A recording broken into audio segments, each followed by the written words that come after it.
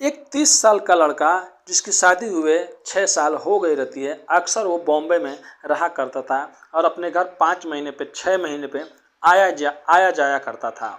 एक बार जो अपने घर पे आता है और लगभग 1 महीने से ज़्यादा हो जाता है और एक दिन गांव के ही किसी घर पे दावत खाने गया रहता है, लेकिन जब उधर से वो आता है और कमरे में जाता है तो कुछ गुनगुनाने की कुछ आवाज़ें आती है। जब वो फाटक थोड़ा सा खोल के देखता है तो देखते ही रह जाता है और चौंक जाता है। देखता है कि उसकी पत्नी निर्वस्त्र बेड पे सोई हुई है और उसका पिता वैसे निर्वस्त्र उसके ऊपर चढ़ के संबंध बना रहा है। वो भी अपनी मर्जी से उसकी पत्नी संबंध बनवा रही है, यानी कि दोनों की रजामंदी से।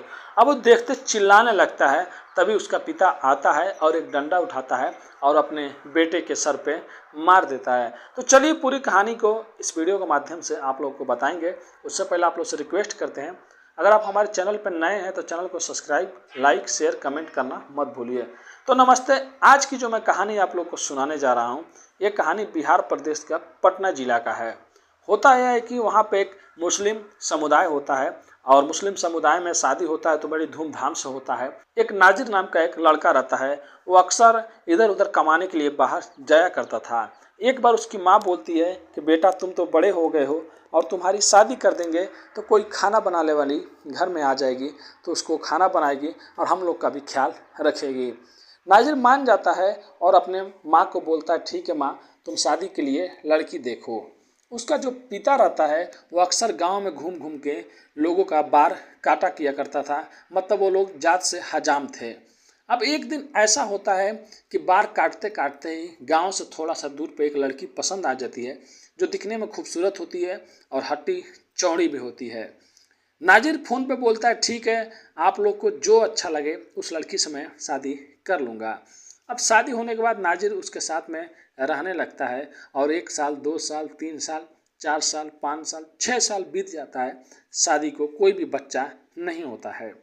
अब नाजिर को उतना टाइम ही नहीं रहता कि घर पर रुक कर अपनी पत्नी का, अपनी बीवी का वो इलाज कराए। अक्सर वो बाहर रहा करता था।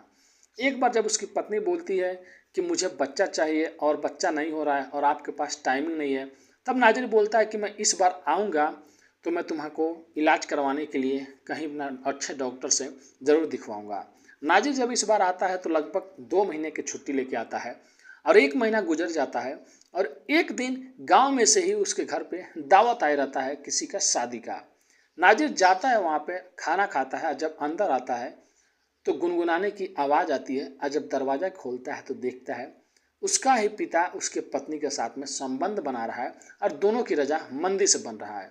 वो देखते ही चिल्लाने लगता है, लेकिन तब तक उसकी माँ भी वहाँ पे आ जाती है। उसकी माँ बेचारी करती तो क्या करती, तब तक उसका पिता आ जाता है और उसका पिता आते ही डंडा उठाता है और अपने बेटे के सर पे मार देता है।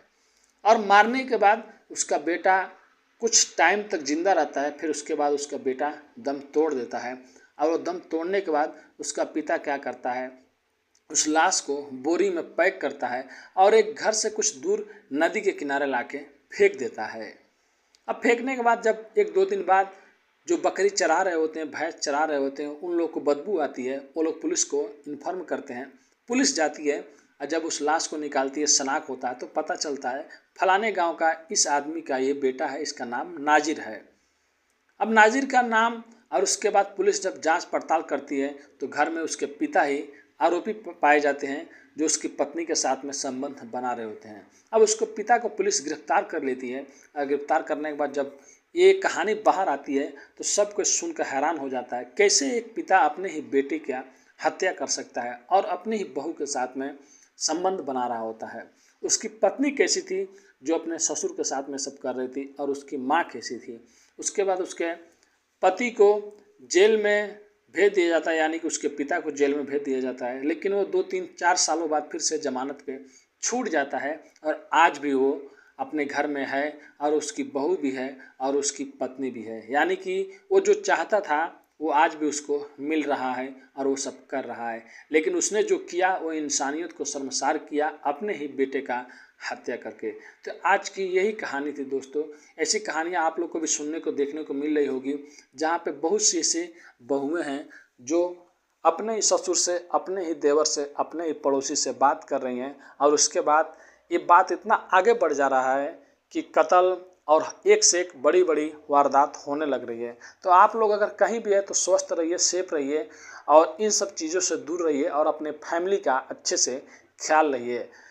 कहानी सुनाने का उद्देश्य किसी का भी दिल दुखाना नहीं है, बस आप लोग को सचेत करना है, आप लोग को सावधान करना है। अगर आप हमारे चैनल पे नए हैं तो चैनल को सब्सक्राइब, लाइक, शेयर, कमेंट करना मत भूलिए।